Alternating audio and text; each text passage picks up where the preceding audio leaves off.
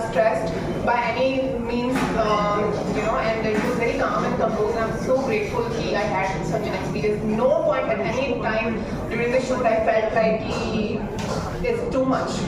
The scenes were intense sometimes. I would be very nervous, but I never felt pressure from Sir. Sir gave me such incredible space to work on every scene, and I'm so grateful of that. But for that, we both have to thank Ritesh a lot. Absolutely. Because वो बीच में खड़ा हुआ था ढाल में. Absolutely. Ritesh sir has worked incredible on each of us, and it's just like amazing work. So we should have a round of applause for Ritesh sir. Yeah, I think give it up for Ritesh sir. Ritesh sir. जिन्होंने workshops ऐसे किए कि जब ये Diwakar sir के पास गए कि हमको मिल गया, मैंने बोला अब तो वर्कशॉप्स में ये हुआ था, अब क्या होगा हमारे साथ. But absolutely great, Divakar sir, Ekta ma'am and you know, it's a deadly combo firstly. जब LSD भी आई थी, that deadly combo with this right. Yeah, exactly. मतलब it's a good way, it's a deadly combo. The way you've shown जो सच्चाई दिखाई है, you're not shying away from it. And इतने emotions that these guys are having, the mental breakdowns, everything. आपका एकता ma'am के साथ क्या conversation था, because it's a pressure that LSD1 was such a cult. उन्होंने क्या आपको बोला कि यार LSD2 बनाना है, किस लेवल पे ले जाएंगे? ऐसे कुछ जब LSD2 बनाने की बात आई थी तब तो किसी लेवल की बात आई. उसके बाद हमने पहले सोचा कि कहानियां मिल जाए. तो कुछ कहानियां कुछ थी शुरू में. Ekta was convinced about one, maybe not convinced about the other two. Then प्रतीक और शुभम आ गए.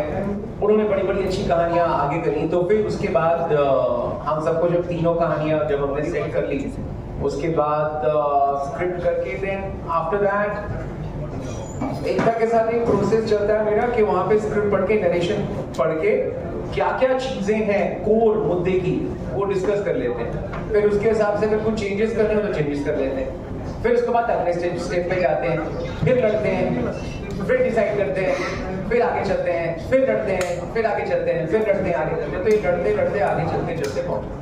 Amazing. I think give it up for Ekta Kapoor, everyone. I think a perfect producer, and I think we have a winner in our hands. 19th April, एक हफ्ते बाद LSD2 in cinemas.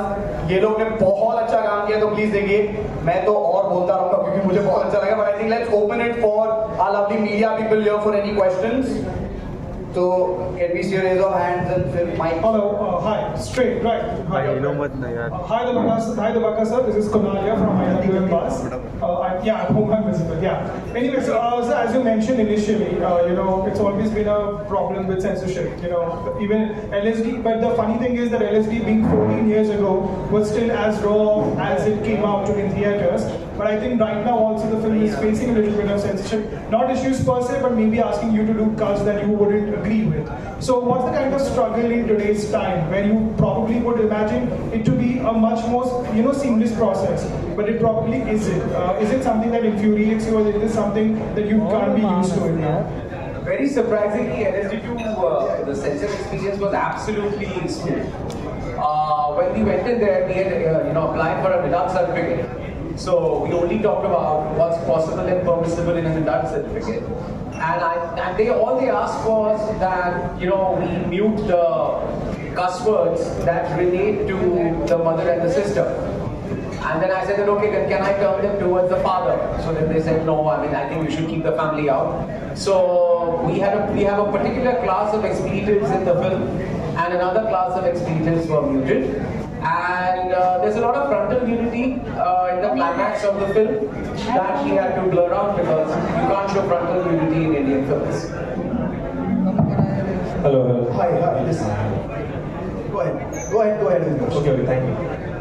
Hello everyone, my name is Ayush and I'm from Bazooka Media. मेरा सवाल आप सभी से, ये दौर जहाँ पर आर्टिकल 370 रणदीप हुड्डा सर की वीर सावरकर, वहीं अभी राजकुमार राव सर की श्रीकांत जैसे फिल्म आ रही है, कहीं ना कहीं अभी हिंदी सिनेमा हमारे यंगस्टर्स को, हमारी दौर को कहीं ना कहीं कुछ मोटिवेशन करना चाहता है, कुछ ना कुछ एक प्रभाव डालना चाहता है. वहीं आप LSD2 लेकर आते हैं, तो क्या लगता है आज का दौर, आज की पीढ़ी इसमें से क्या कुछ सीखेगी और इसमें से क्या कुछ नहीं सीखेगी? आपको क्या लगता है? मुझे तो कुछ नहीं सिखा. I am a very bad teacher. मुझे कुछ नहीं सिखा. बट सर क्या लगता है आपको, जिस राह पर आप इस फिल्म को लेके जाना चाहते हैं वहां तक पहुंच पाएगी? मैं तो हिट की तरफ ले जाना चाहता हूँ, वहां तक पहुंचेगी नहीं, मैं कैसे पता कर सकता हूँ? मुझे नहीं पता. Thank you so much. इसके बाद ही होगा. परितोष, मेरा सवाल आपसे, मैं आपसे जानना चाहूंगा, जिस तरह किरदार आप निभा रहे हैं इस फिल्म में, आपके आगे के करियर के लिए कहीं ना कहीं आपके लिए कुछ बाधाएं आ सकती है? नहीं, मुझे नहीं लगता। So you are okay with your character? Yeah, I'm okay with the character here. Thank you so much. Thank you. Hi, this is Pratham from Frequest here on your my question is that throughout the trailer what we see is a number game. Everybody is chasing numbers, itne aage, itne ghante mein itne aage. Divakar, what is your take on numbers itself? Since you are an outsider, you're not on social media, what was the reference point for you? The question largely is, are numbers themselves in dirty, or the means that the young generation is adopting, the desperation behind it is dirty? What was your reading of the situation of the outsider, and what was the reference point? I mean, it's a good question. I think hardly suitable for this kind of an environment, but I'll still try and answer. I think when I talk about numbers in the film, or when we talk about numbers in the film, we are talking about quantity, which means that value has become quantitative. Therefore, quality and quantity are two different things. So we are looking at quantity and not quality. कितना है, हम उसकी तलाश में जा रहे हैं, क्या है वो दिख नहीं रहा। तो कितने की मतलब कितने की जो चीज है, कितने के पीछे जो हम भागते हैं, एज अगेंस्ट क्या के पीछे भागना, तो वो ये कितनों का खेल है। Vanita, Rahul here from the फिल्मी चर्चा। मेरा सवाल आपसे ये था, क्या हुआ?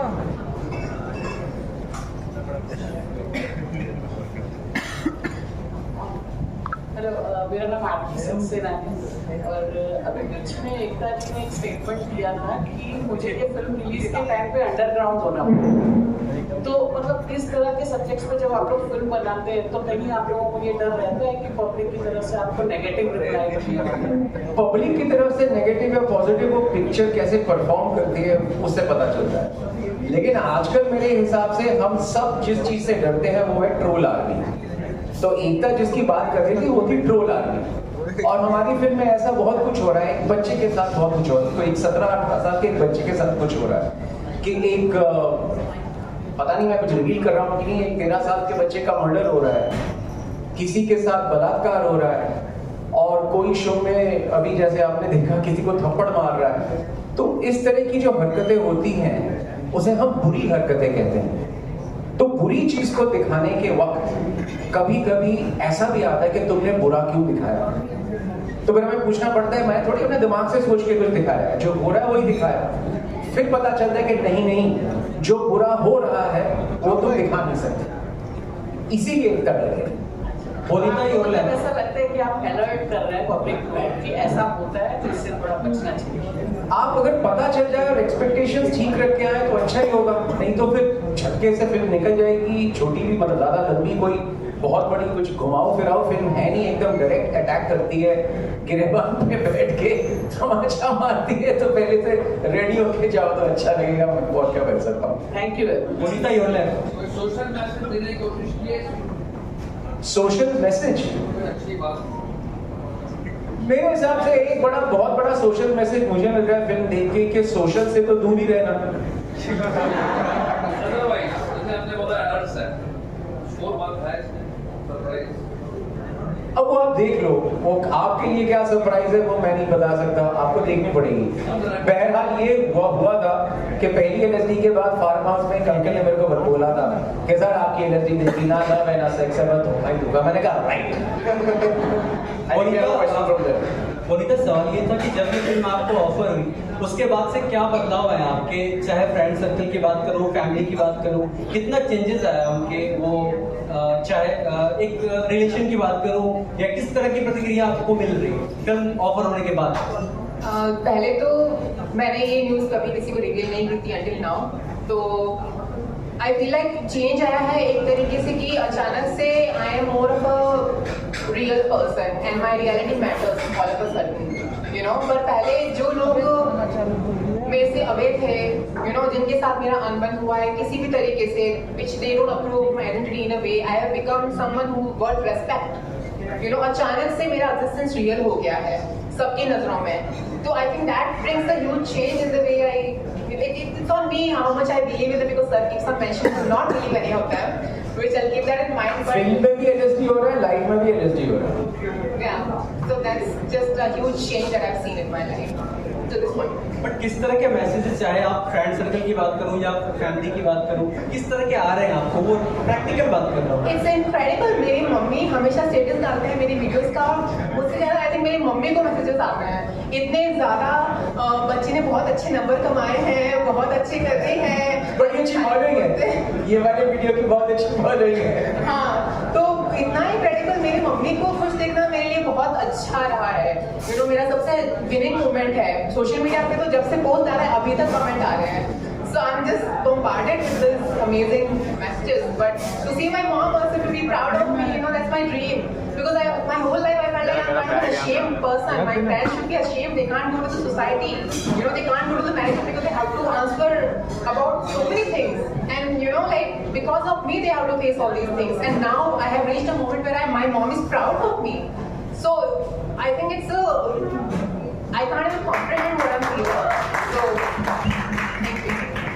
आप अभिनव से पूछिए उसको क्या मैसेज है. Hello, hi. This is Pawan Sara from the Filmy Town here. My question is for Divakar sir. Sir, जिस तरीके से ट्रेलर में दिखाया जा रहा है कि न्यूडिटी ये सारी चीज़ें दिखाई जाएगी, थोड़ी बहुत मतलब बोल्ड चीज़ें दिखाई जा रही है ट्रेलर में. मुझे आपसे जानना है कि कितना चैलेंजिंग रहता है to show to present this such type of contents towards the audiences. And मैं आपसे जानना चाहूँगा कि ये बोल्ड स्टेप लेने के लिए आपको क्या क्या प्रयास करना पड़ा है. पहली बात तो सेंसर के हिसाब से फिल्म बनानी पड़ती है. दूसरी बात सेंसरशिप करनी पड़ती है. और फिल्म बनने के बाद सेंसर की तरफ से आपके फिल्मों के लिए क्या रिस्पॉन्स रहता है मूवी में? मैंने भी बताया सेंसर ने कोई चेंजेस, ऐसे कुछ नहीं चेंजेस मांगे. हमने एडल्ट सर्टिफिकेट की याचिका दी थी तो उन्होंने हमें गालियां, माँ बहन की जो गालियां हैं उनको म्यूट करने को कहा. तो मैंने कहा क्या मैं बाप की गाली दे सकता हूँ? उन्होंने कहा नहीं, आप माँ बाप बहन तीनों को गालियों से अलग रखें. तो मुझे बाकी किस्म की गालियों का मोहताज होना पड़ा, उतना ही हुआ. और उसके बाद जो भी तो मतलब संपूर्ण नग्नता के जो सीन्स थे उनको ब्लर आउट करना पड़ा, पूरे न्यूड सीन्स को. सेंसर की तरफ से बस यही, और हमें पता था यही होगा और हम तैयार होकर गए थे क्योंकि एडल्ट सर्टिफिकेट फिल्म थी और बहुत ही स्मूथ गया सेंसर का प्रोसेस. और लगा कि कुछ सोच समझ के वो फिल्म को देख रहे हैं और सोच समझ कर उन्होंने फिल्म को सर्टिफिकेशन दिया. तो ये मेरे लिए एक बहुत ही सुखद एक सरप्राइज रहा. बाकी प्रयास इस फिल्म को बोल्ड बनाने के लिए प्रयास करने की क्या कोशिश करी गई वो मुझे पता नहीं, क्योंकि कहानी जैसी थी, जो कहानी हमने लिखी वैसे ही शूट की, तो उससे ज्यादा कुछ करना नहीं पड़ा. क्योंकि कहानियों में आप इसे बोल्डनेस कह रहे हैं, वो बेसिक कथानक कहानियों में ही था.